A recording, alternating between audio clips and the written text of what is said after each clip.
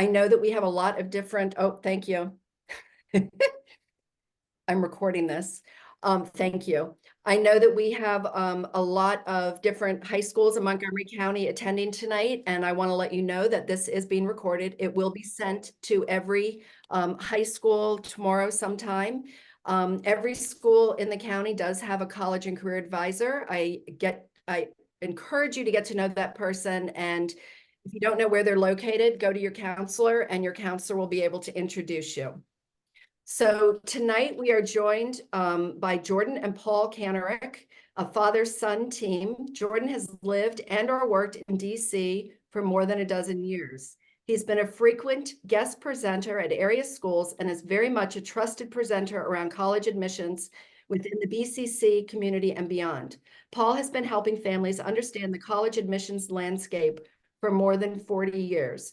First, as one of the co-founders of the Princeton Review, and more recently as the CEO of CollegeWise.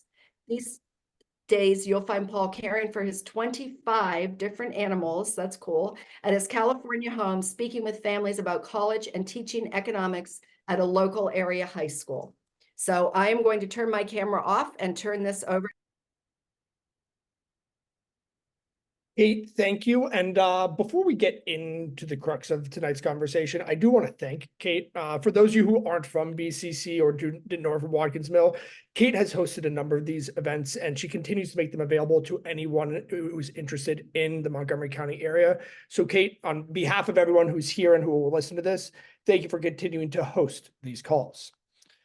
Folks, tonight's going to be a doozy. This isn't a fun conversation about how do you get into highly selective colleges or what's a good personal statement look like. This is going to be a data-driven conversation. Now, I don't know about you, but when my accountant starts talking to me about data, my eyes tend to glaze over and I start looking at the clock hoping that we will be done in the next 5 minutes. This will not be a 5-minute conversation. This will be a 60-minute webinar where I will be teaching you alongside my father as much as we know about the common data set and how you can use it.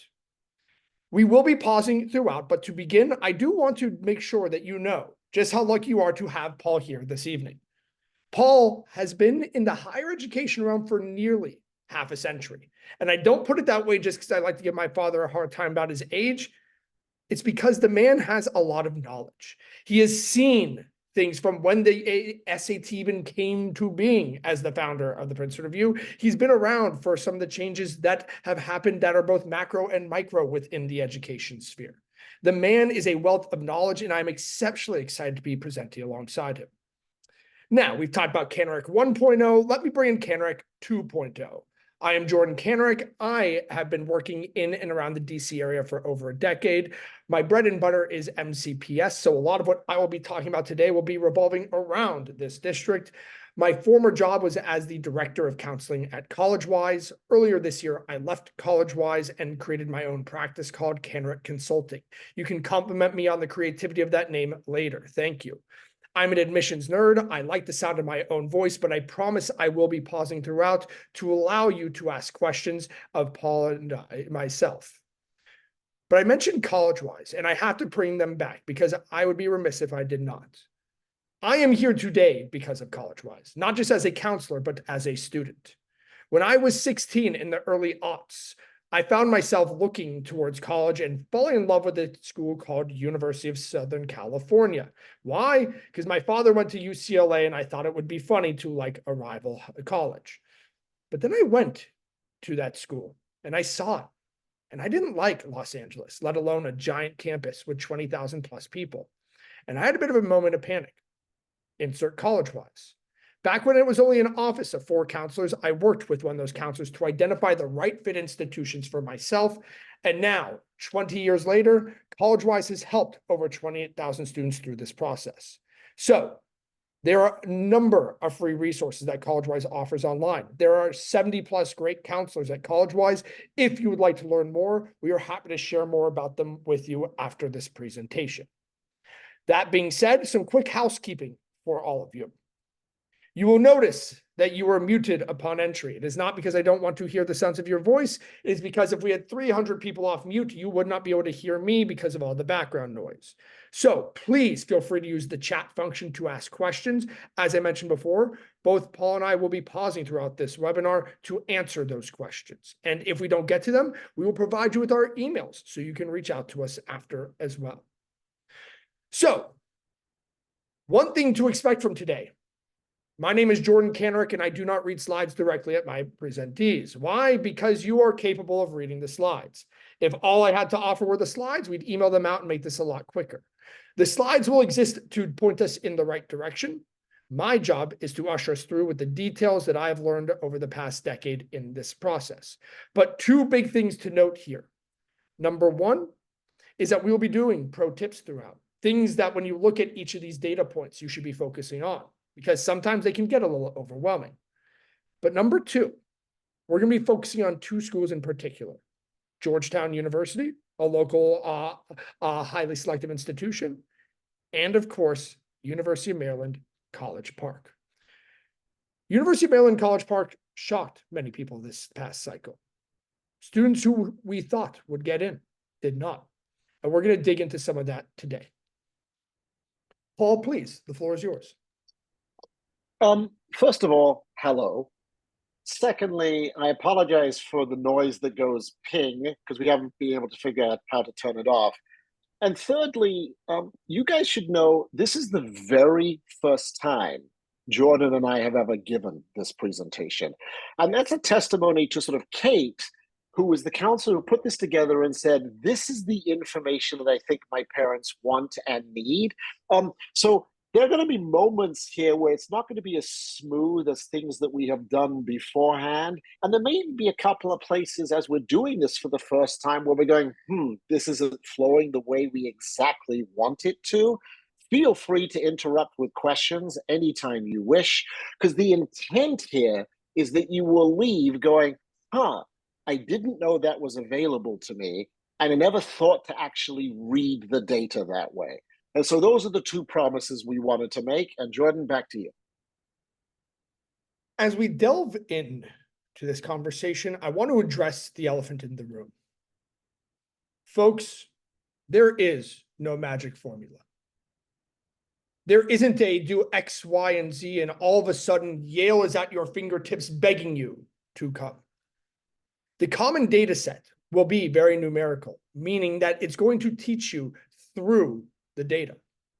But I want to address the fact that this is not a science. This isn't put half a teaspoon of baking soda in, and without it, your bread doth not rise. This is an art. This is a ability to show who you are as a candidate, the application process. The data will speak for itself. But there's one thing that I would ask you to take away today. It is that you need to understand that having a 4.0 and 1580 SAT or 35 ACT does not just automatically mean that X, Y, and Z highly selective institutions are going to take you anymore. Not with the number of applications going out and not with the number of strong students. So as we dive into the data, I wanted to start here because I do believe that it is a question that will get asked, and I like to get ahead of the curve. That in mind, let's start at step one, or maybe even what we might call step zero. What is the common data set? Quite frankly, it is an amalgamation of numbers from all the universities nationwide that will give you data to understanding different aspects of them, from their acceptance rates to their yield rates, terms we will talk about shortly. It will help you as the consumer make more informed decisions. And from time to time, it will make you want to pull your hair out because there are so many numbers on the screen, you don't know how to digest it. Our job today is to help you understand how best to digest these details. And as we move through this, I want to remind you to ask questions because it can get confusing. The last point I will make here on this slide, the data we will be using today is not from 2024. It is not from this most recent cycle. And the reason for that is, number one, colleges take some time to release that information. And number two, there's an institution that needs to collect these details, parse it out, and put it into a document or Excel sheet to share it out. So it usually takes a full another cycle. So the data we'll be referring to today is from the 22 and 23 cycles. Paul, is there anything you'd like to add before I continue? I'm just impressed you've learned the meaning of the word parse. My fatherly heart is bursting with pride. Let us continue. Thank you. How do you find the common data set? Asked the inquisitive child. That is a great question. Well, you can go to the nces.ed.gov/college navigator. But for some reason, even if you put that in to your search engine, it's going to take you to a page where you have to kind of parse through everything, to use the word again, Paul, to impress you. So my recommendation, just Google it. Type in Georgetown University Common Data Set, University of Maryland Common Data Set, Western Kentucky University Common Data Set. My point is, use that function to get directly to the institution you want, click on it, and from there, you will be offered tabs A through J. Did I mention there'd be a lot we'd be covering today? There's one tab on here we will be ignoring, and that is tab D. Tab D is for transfer admissions. And if you have questions about that, message me separately, we can discuss.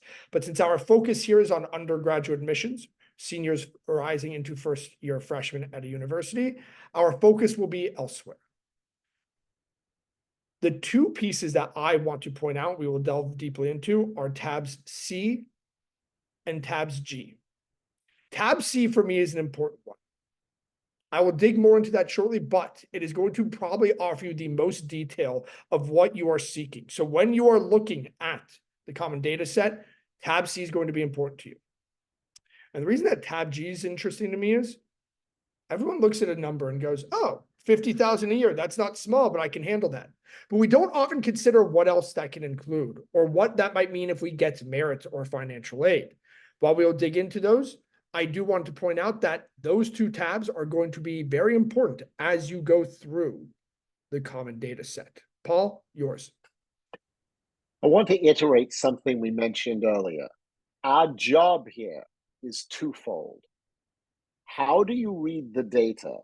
And then how can you use this data to go below the waterline to really inform yourself as consumers? And we'll be doing both of those things in that order. So don't be surprised when we show you something and then we show you something else where you can dive a little bit deeper. That's the gold in them there hills. Before we move into tab A, I want to take a moment and give you the chance to put any questions on your minds thus far into the chat. I know we haven't gone into the deep depths of this, but I do want to make sure that we aren't moving too quickly and missing any questions that might be on your minds. So I'm going to take a sip of water. I'm going to wait 10, 15 seconds, and then I will continue if there are no questions.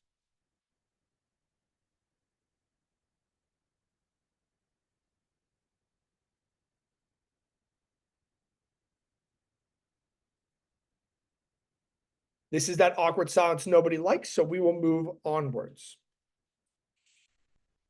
The very first tab is just basic information. Why did we even put this up? Well, as we promised, there are some pro tips. First and foremost, you may have interest in connecting with your admissions office. Theoretically, you can go onto that school's website, scroll all the way to the bottom, click on undergraduate admissions, scroll all the way to the bottom again, find a number that ends with 3 zeros, make a call, wait on hold for 5 minutes, and then be told an admissions officer will call you back. That's absolutely your prerogative. This admissions email address that they will list is the place where you can email any and all questions, and they will get back to you. They have somebody who monitors this regularly. I highly recommend that when you're going through the common data set and looking at colleges of interest to you, you copy and paste that email address somewhere for further use. But the second tab here around the academic year calendar, how many of you knew that some colleges have a quarter system, a trimester system, a semester system, a 414 system? Heck, there's Colorado College with a block system. If you knew that, well, good for you. You've done your research. But if you didn't know that, this is one of the first places where you'll start to learn something you didn't know through the common data set. Why do these matter? Why does it matter if I'm on the quarter system versus the semester system? Good question. UCLA is a perfect example of the school that offers the quarter system. UChicago does as well. What do those two universities have in common? They are very difficult to get into, and they move at a very fast and intellectually focused pace. There isn't a lot of downtime in between when your class starts, when your midterm happens, and when the final happens. And for some students, that's actually harder for them because they can't get on top of things before they go too fast. And at that point, your GPA just dropped because you got your first B ever. And because you got your first B ever, you're now questioning whether or not you're capable of handling this. You also may not be getting the research you had intended to because you are not the top of your class, because you chose an institution where the academic calendar is not befitting to your educational style. Did I lose you? I might have. But my point here is, it is worth understanding what the academic calendar is at an institution, even if just for your own edification. But if it helps you to understand whether or not that's the right sort of school for you, well, then that's a great pro tip to take away. Paul. Okay. You will notice that I've included no data here. Why? Because that would be cruel of me.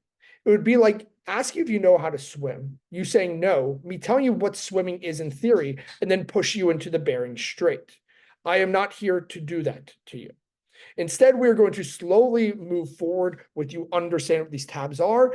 In about 5 slides, I will pass this to Paul, and he will do that deep dive with you. He will take you down to catch those Dungeness crab. But for now, we will look at them from atop. So why does tab B matter?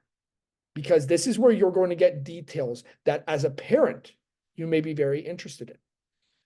Whether college is $30,000, $50,000, $90,000, every extra semester costs more money. And tab B will give you insight into the 4, 5, and 6-year graduation rates at a school. Something like bigfuture.com, which is a very cool and useful free website, will give you a graduation rate. But that graduation rate you see on bigfuture.com is the 6-year graduation rate. Well, you would hope your student will graduate in 6 years. In fact, I am assuming many of you will hope it's in 4.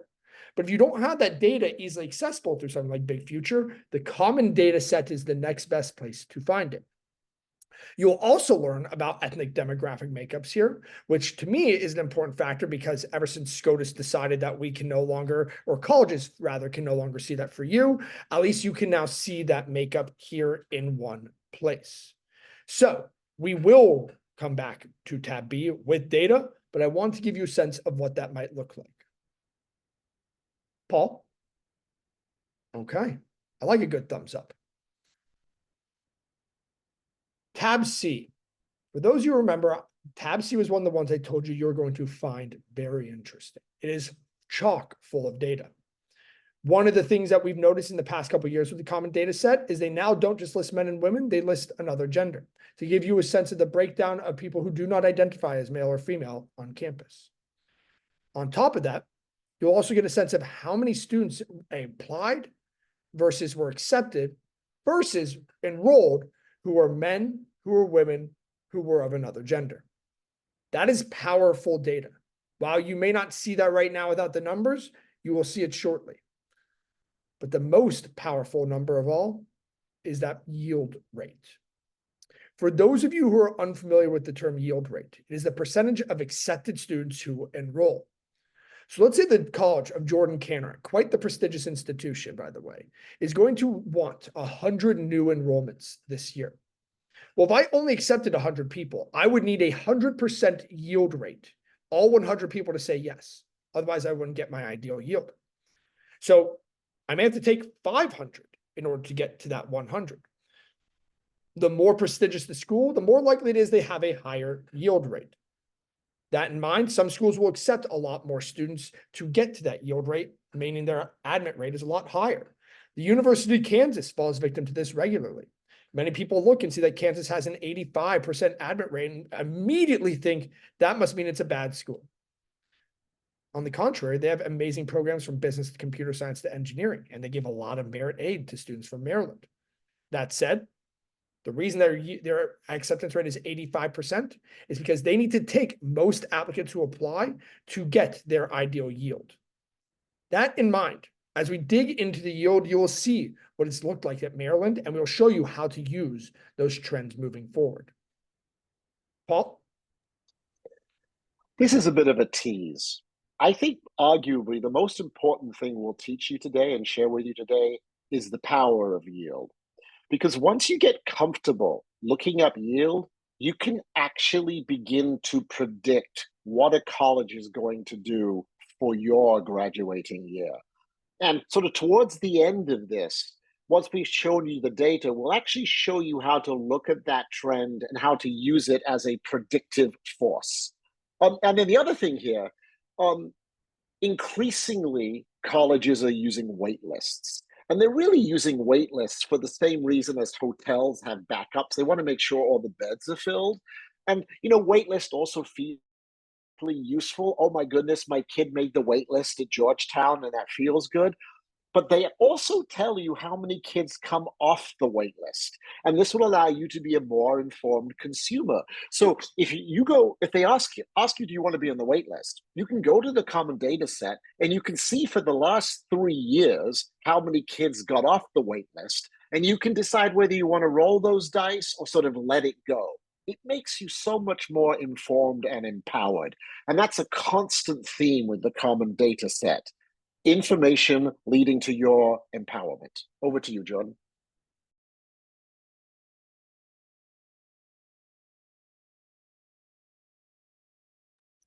You're on mute, I think.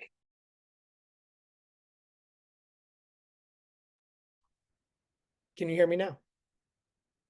This might be the first slide where data enters the chat, so to speak. And while these are not numbers, this is very helpful for you to understand what a school like Maryland is looking for from you as the consumer. You'll notice here that the very two most important things to them are academic rigor and GPA. They don't care at all about whether or not you've done visits or whether or not you are an alumni kid. They say right here that they do not consider interviews or what your religious affiliation is. They'll look at test scores should you provide them, but the things that are most important to them outside those grades and that rigor are your recommendations, your essay, your extracurriculars.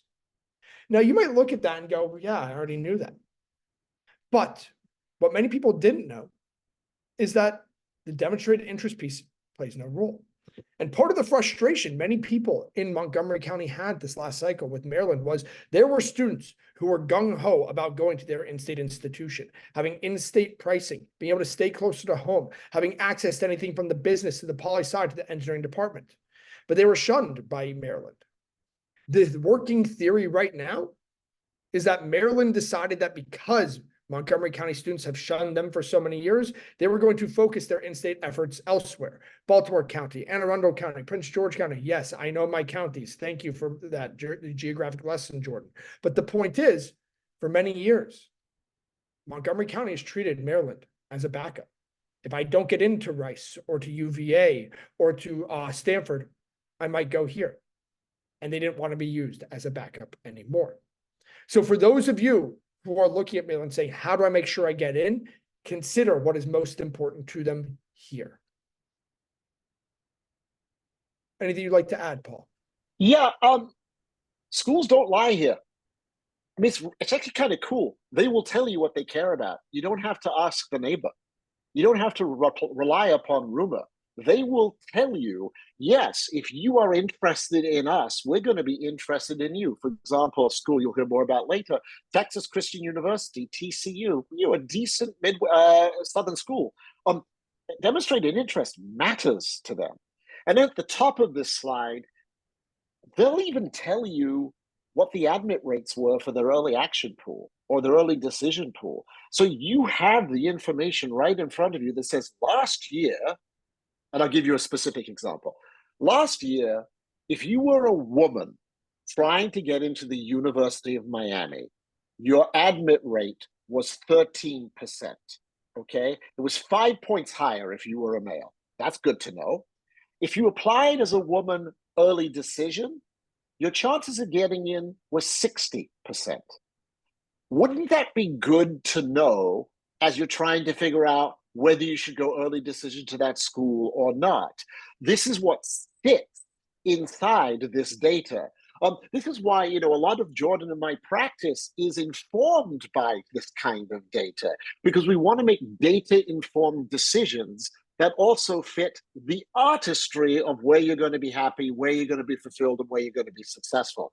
And so we're sort of throwing it open here so each of you can make informed choices. And that's why this was an exciting presentation to put together. Back to you, Jordan. Asking a 17-year-old what they want to do when they grow up or where they want to go to college can be a tough thing to consider. They've seen many schools on TV. Coach Prime is now the coach at Boulder. That sounds cool and nifty. My brother's older friend went to LSU and said that it was the coolest place he'd ever been, and I should look at it, right? It's hard to necessarily put a lot of trust and faith in those responses because they can be informed by a friend or TikTok or something else. So one of the things that we do with every one of our students is we ask them to compare their current environment, what they have access to what they want in college, because they know what they have now. They know what they want from now, and they know what they don't want. And that's where we bring in tab E. You may not know yet whether or not you want access to undergrad research, but you may know if you want to study abroad. You may know if you want to be able to have an extra major. You may know that you really want to be able to study at another institution or do an internship while you're in school.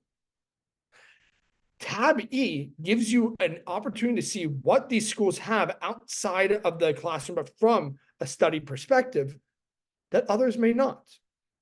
Now, unsurprisingly, a large state institution, Maryland, the one we're focusing on right here, has most of these options. But if you were looking at this page for Carleton College or Middlebury College, small liberal arts colleges that are well known, but don't have the same resources in some capacity, they wouldn't have all these. If you were to look at Princeton, the double major may have a check mark, but it probably wouldn't, because at Princeton, the only way to double major is to get a sign-off, because they are so deeply entrenched in you focusing on your singular major and doing the 100+ page thesis your senior year. Pages like this will allow you to start comparing colleges and what they offer outside the classroom from a studying perspective. So my point, the pro tip, as we like to say, use this as an evaluative piece. Consider what you want or think you want from college, from a study, from an academic perspective, and ensure that tab E offers it to you. And if not, right there, you may have good reason no longer to consider a school or for it to not necessarily be at the top of your list. Before I pass the proverbial microphone to Paul, as he's going to bring us home with the data portion, I do want to share one more piece of insight around the University of Maryland. This last cycle, we saw that the average student in Montgomery County had around a 3.85 GPA, unweighted. That student had 3+ APs for the most part in junior year. And for the students who applied with test scores, they were close to a 1,400 SAT, 31 ACT. Now, I do believe that test score is going to shift a little bit further down as more schools bring testing back, because more people are going to be submitting test scores than they were before. But I don't know if those GPA and AP numbers will change, because Maryland has stated what their institutional priority is right now. And so for those of you who are gung-ho about UMD and who are either at that number or slightly below or even slightly above, don't take this data to say, oh, I have a 4.0 and a 1450, I'm getting in, because that's not what we're saying. We are telling you that the data says that you're the sort of student they want, but you have to make sure that you have a balanced college list, because any given year, things can change. Paul, the floor is yours. Thank you, and I'll let you handle the question that's in the chat box that just came in. Before I launch, I live in California, and California is the home of the University of California system, UC Berkeley, UCLA being the two most famous ones. And here's what we have seen happen in California that I also believe applies to Maryland. And while it feels political, it's less politics and more mindset. So we have blue states and we have red states. The state systems in the blue states, they've started to change the mission. And what they're beginning to say, I'm not saying I agree or disagree with this, I'm just saying this is what they're beginning to do, is they're saying, look, we are the only viable option for kids who are not from places of privilege.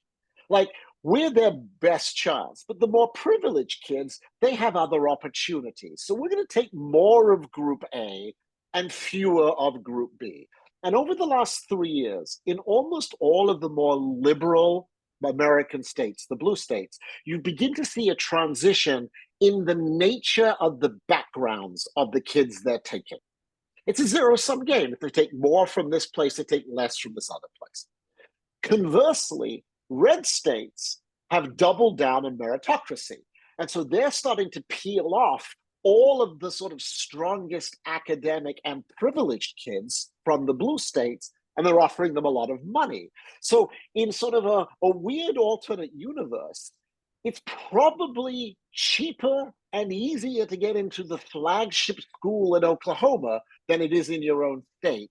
And that's simply as the mission of the university has changed. And part of Jordan and my job isn't always to necessarily make you happy, but it is to let you sort of be informed about what's happening within the ecosystem that we're part of.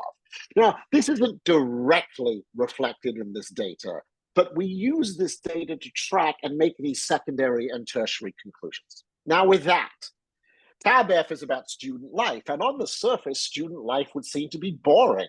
I mean, look at the things that they ask for, out-of-state fraternities and things like that.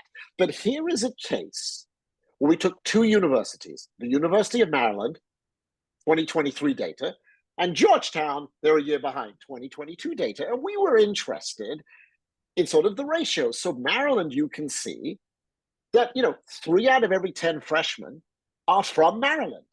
But at Georgetown, everyone is from out of state, which makes sense there in DC, right? That kind of makes sense. You notice that in Maryland, there are really no freshmen who are in the Greek system.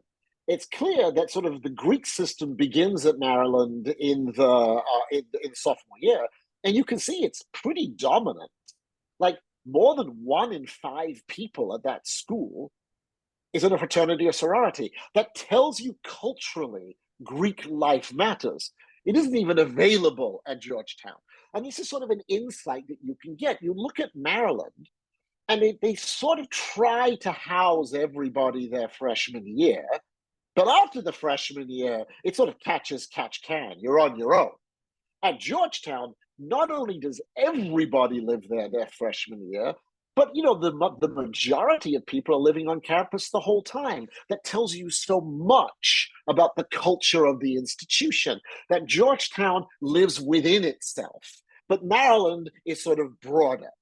And then you can sort of see that both of them, they're pretty traditional in terms of the age of the students. But you're going to look at colleges where you're going to see the average age of schools might be as high as 24 or 25.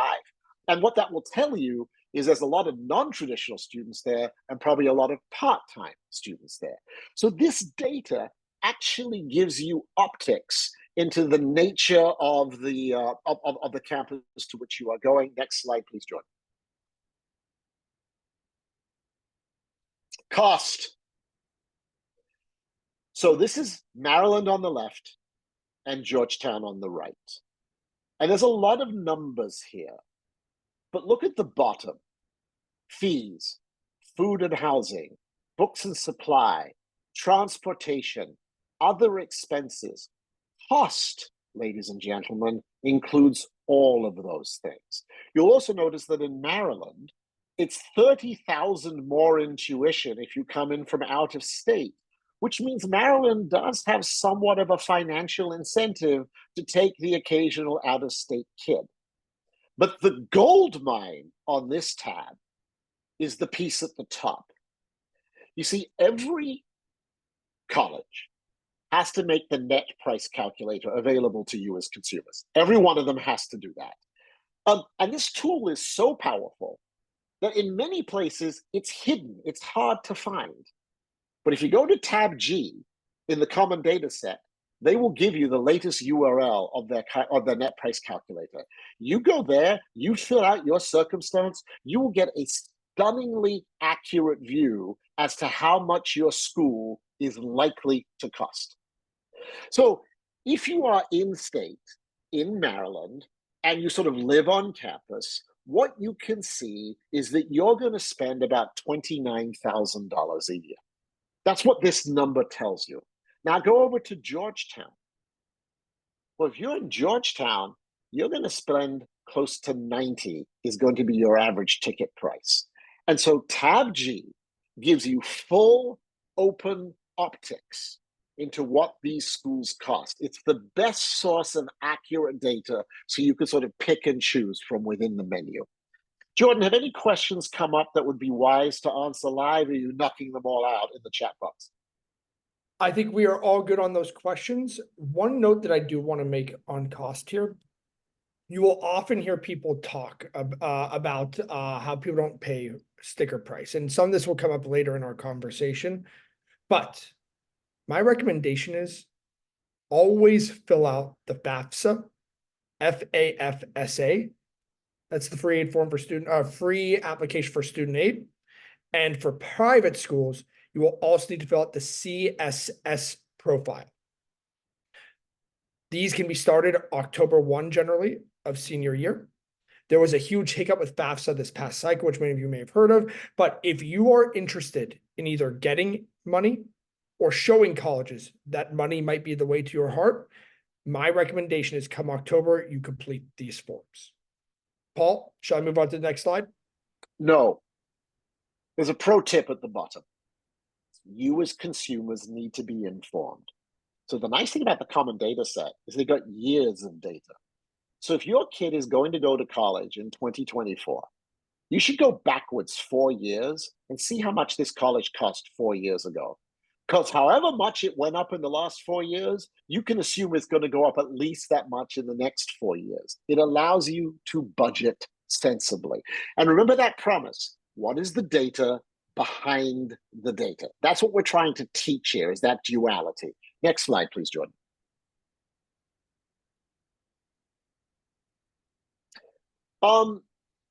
There is a crushing amount of information on this slide. And so what I wanted to do was to sort of hit upon a couple of things that I think will be really, really useful for you. Look at the bottom here. You can see that I have listed 3 schools, Maryland, Georgetown, and TCU. And you'll notice the Georgetown data is older. Always pay attention to that. You'll notice that Maryland has $117 million that it gave out to people who needed the money. That formula comes from FAFSA. And then they gave out $42 million to people they really wanted to recruit. And that $42 million does not include athletes. That's a separate pool. And what you want to do is you actually want to do a percentage where you divide merit by that total and see what percentage of the money they give out is merit money. And the higher that percentage is, the more merit money you're going to get if you're a strong student or if you are a student who they want. This is a really powerful tool. You'll notice that Georgetown doesn't give merit money. Georgetown is like, if you can't afford us, we're going to help you out. But if you can't afford us, you're lucky for us to even say yes. You need to show up. Now, TCU, which is sort of a top 60 school in the rankings, you'll notice that 42% of their money goes to merit aid because they use merit aid to attract great candidates into their school, and they give a ton of money. So to the extent that this is something that you are interested in, all the data is there for you. It sits there in these tiny little boxes in tab H, and you can do this math for yourself. The other thing that sits in tab H is they tell you what percent of the people who have need get taken care of. Now, most colleges, it's over 90%. Some colleges, it's 100%. But what you really want to know is, because loans are technically financial aid, you want to know is what's the average debt that a kid carries or a parent carries coming out of that school. And here's the punchline. They tell it to you. They give you this information. You don't have to guess. And more than anything else, Kate and Jordan and I want you to be in a universe where you are no longer guessing, that this is the Rosetta Stone that allows you to make informed choice. Jordan, I know how much you love talking about financial aid. Do you want to add anything, or do you want to go immediately to the next slide? I have my answer. Tab I. This is a tab that I think is really useful. It tells you how many various classes on campus are at these class sizes. So you'll notice on the left-hand side, University of Maryland had 586 courses that had a class size between 2 and 9. So that's the data, but that's not really what you want to look at. Look at the pro tip. What you actually want to do is put this data together. This is what Jordan and I do. And here's what becomes interesting. You'll notice at Georgetown, which costs a lot more, 60% of all of the classes a kid takes at Georgetown have fewer than 20 kids. That's useful to know. Now, Maryland, that number is lower, 47%, but it's not dramatically lower. So if you're sort of going, I'm going to pay 3 times as much to go to Georgetown because the class sizes are obviously smaller. Is it obvious? Are they dramatically smaller? The data helps you. Also in this tab is a lot of noise about what percentage of them have PhDs, all of them. What's the average teacher-student size, ratio? It's always low. This is the number that you can actually get really good information out of, again, to become an informed consumer. Now to the next tab. This tells you what majors matter. So, context. When a university fills this out, they're all working from the same data set. So they all report their majors in the same way. So it's a very useful comparison tool because they're all speaking the same language, singing from the same hymnal.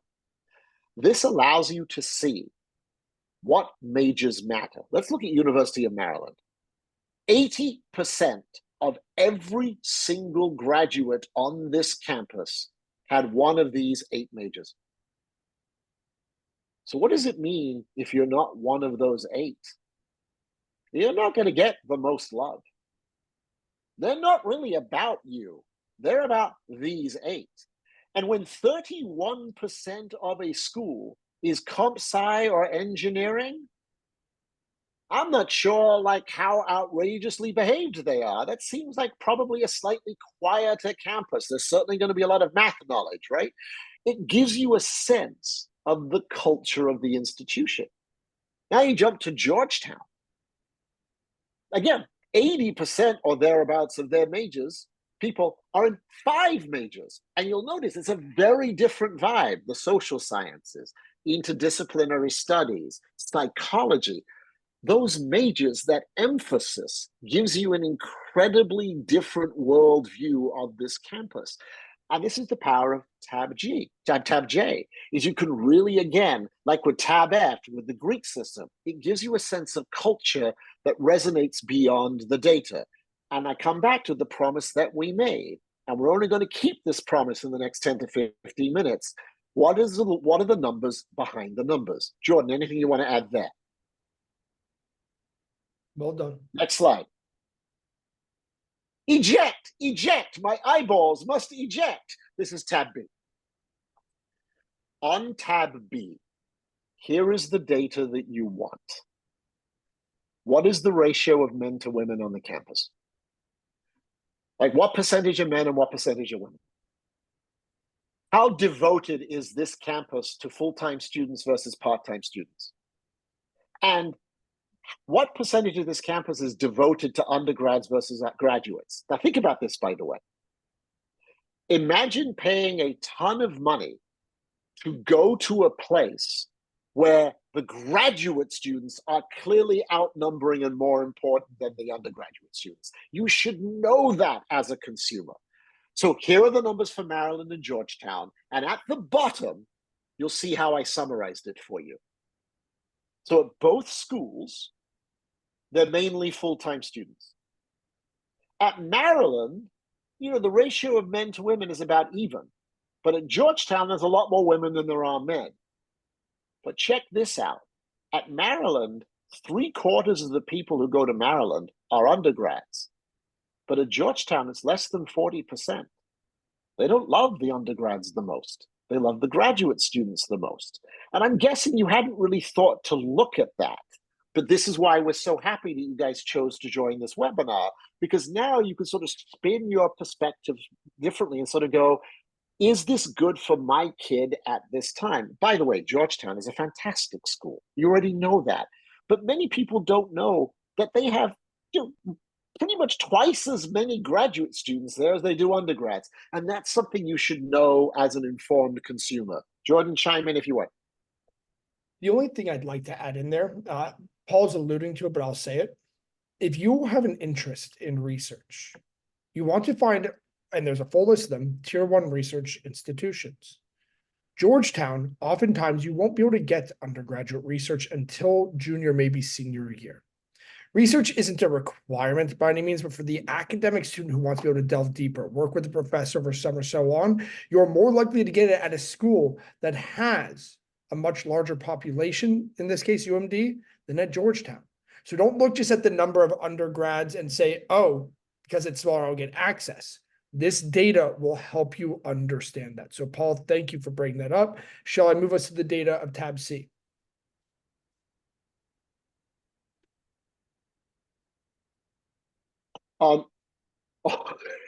Remember when I started off, I was like, we've not taught this before.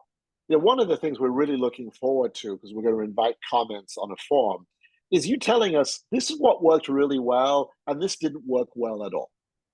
So now we're in the big finish. To sort of date myself, if I was driving a semi truck, I would be lowering the hammer and dropping into 6th gear, because this is where we go big. Here are the numbers for Maryland. You can see the number of people who applied by gender. You can see the number who were admitted by gender. You can see the number who were enrolled. You can even see the data split between in-state and out-of-state. This is data they give you. You can even see that they took no kids off the wait list. So why waste your time? Here's the kind of stuff that Jordan and I and college-wise do. We take this data, and you can do this, and we make it functional. So you can see the overall acceptance rate is 45%. And you can go back the last 3 years and see what the trend is on that. You can see how it's trending both in-state and out-of-state. You can see for Maryland, they took more women as a percentage than they did men. That's probably something to know. You can see the in-state rate versus the out-of-state rate, and you can see that if Maryland takes a kid, they've only got about a 1 in 5 shot at getting them. Only about 23% of the people who they accept them back. And that's where the pro tip comes from. Track backwards 3 years so you can sort of build your own analytic and trend analytics. And Ali, your question is great. There's no book that does this. I think this is one of the most bizarre open secrets, is this data all exists. And there's very few independent counselors who make this sort of integral to their practice. This matters. Having this availability to data matters. It shows you what's going to happen. I wish there was a book. There isn't. There's just sort of that dusty tome that is my brain. Next slide, please. If I may, before you continue, I don't mean to interrupt your flow. 2 things. One, as an admissions nerd, I am unbelievably excited to see the 2024 data because it will be vastly different from this. There were more applicants in 24 than there were in 23. And there was a clear shift in institutional priorities for Maryland to other parts of the counties. But what you'll see here, which is fascinating, is that the in-state acceptance rate in 2023 was still over half of the students who applied. When you look at that, you wonder what happened in 24. Was it a much lower number? My guess is it probably wasn't. It was just much lower for a specific county. So we will come back to this, and I'm happy to answer any questions specific to Montgomery County. But I just wanted to say, Maryland isn't an overly selective school. They just made a decision that they felt was in their best interest and institutional priority. Paul, back to you. Keep going. Now, here's the data for Georgetown. Now, you'll notice here there's no in-state or out-of-state. Okay, you'll notice when you go down to the numbers at the bottom, the overall acceptance rate is 12%. It's getting lower every year. If you go back the last 3 years, you'll see 13 and 15%. You'll see that number dropping. They pretty much take the same percentage of men versus women in terms of their admit rates. You'll notice they are much more popular with the people who they accept. If they accept a kid, they got a 50-50 shot at getting her. And that yield is so important, as you're about to see. Next slide.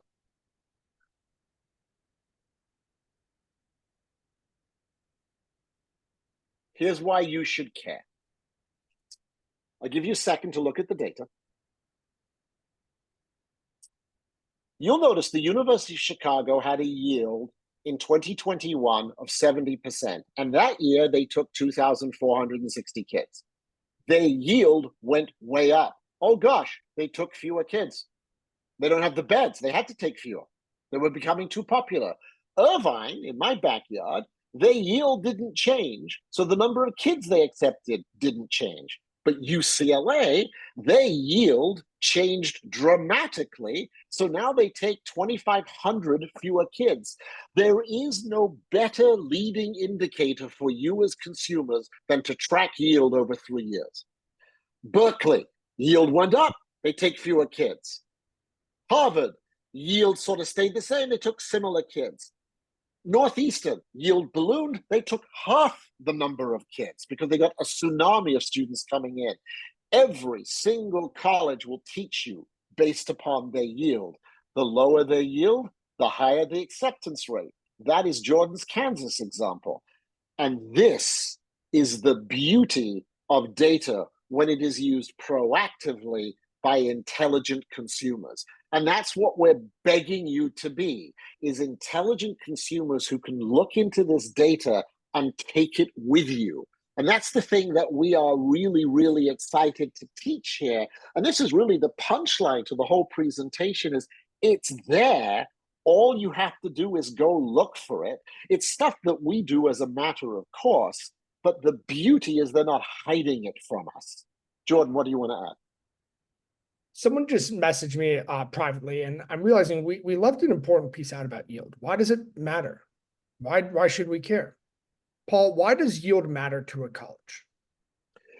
Yield matters to a college for 3 very different reasons. First is ego. It feels good to be wanted. Second is housing, physical room for the students. So for example, USC had this massive jump in yield. Way too many kids showed up for a freshman class. They didn't have the beds to seat them. They actually had to take over a hotel for an entire year, which was expensive and a lousy experience for the kids. So the operations are harder when the yields go up. But here's the cool part. Yield is how bond ratings are determined for universities when they borrow money. Because the bond companies say if your yield is higher, you're more popular, you're recession resistant. So we can give you a lower interest rate on the money you borrow to build your stadiums. So the higher the yield, the lower the cost of money for a university. So when yield goes up, provosts are delighted.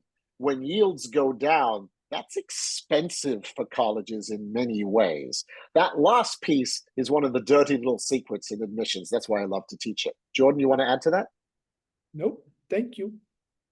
Next.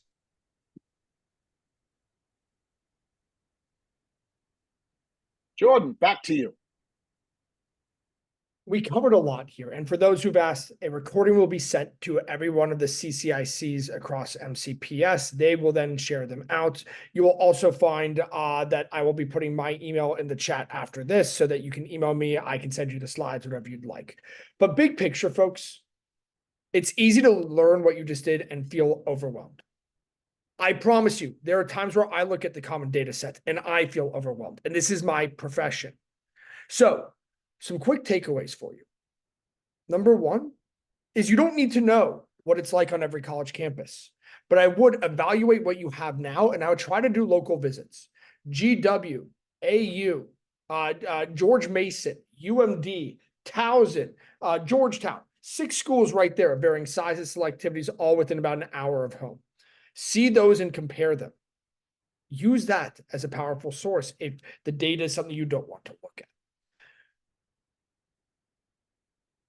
When you consider what you want from college, don't just think about the TikTok you saw. Think about what you personally need to be successful. And folks, every college now has a net price calculator.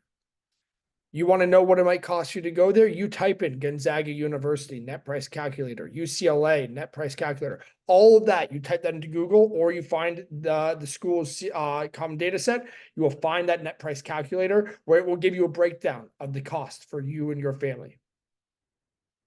And once you start applying, unless spending $75,000 is something where you go into your back pocket and pull out a check because it's just sitting there, consider applying for the FAFSA and the CSS profile. Even if you don't get money from the federal government, it gives a college the opportunity to see that money matters to you. And this last bullet, folks, is the most important thing that I preach. The fit of an institution is far more important than prestige. And while I need to wrap things up, if you don't believe me, watch Malcolm Gladwell's Zeitgeist. He does a 45-minute piece on why fit will always outrank prestige. That in mind, I know people have to get to dinner time. We're coming up on an hour. So 2 things. Number 1, Paul and I are going to remain for a few extra minutes to answer any questions in the chat. 2, please feel free to email me at jordank@collegewise.com or at paulk@collegewise.com. We would be happy to answer any questions on your minds. And 3, if you scan this and you want to get information from me, you can do so now. Otherwise, thank you all for your time. I appreciate you being here, and have a great night.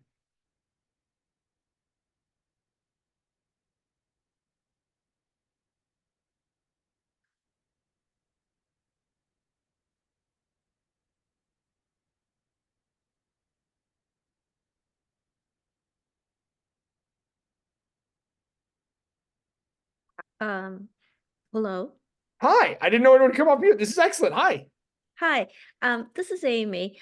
This is extremely helpful, but I have a question for 2 of you, whether you have any experience with a student that wants to apply to conservatories, and or double so it's either just pure conservatories or double major in a school that Schools love their quarterbacks, right? So when you're a violin 1 chair and you have legitimate talent, everything about getting into conservatory is about talent. It's not about test scores. It's not about grades. It's all about the audition. So the conservatory piece is exclusively about how good you are with your instrument. That's audition based. Right. Jordan, take on the second major, please.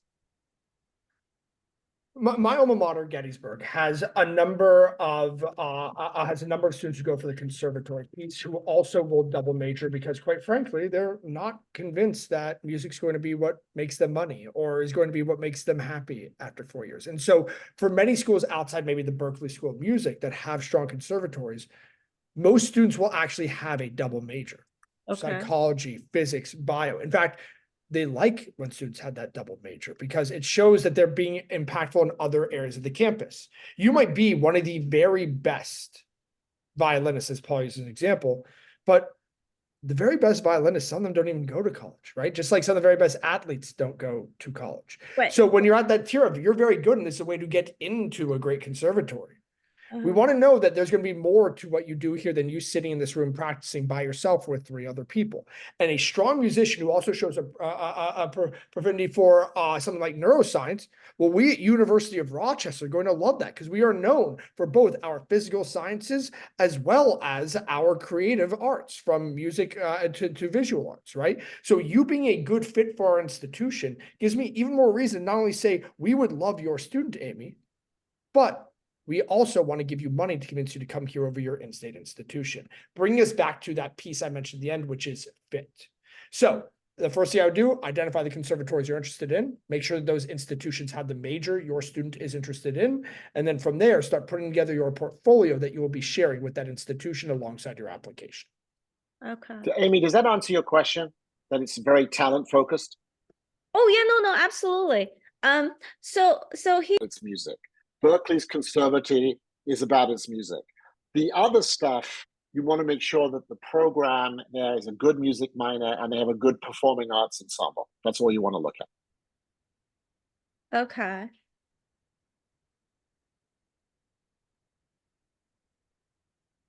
Okay, so Oberlin Conservatory, but Oberlin also has a college there.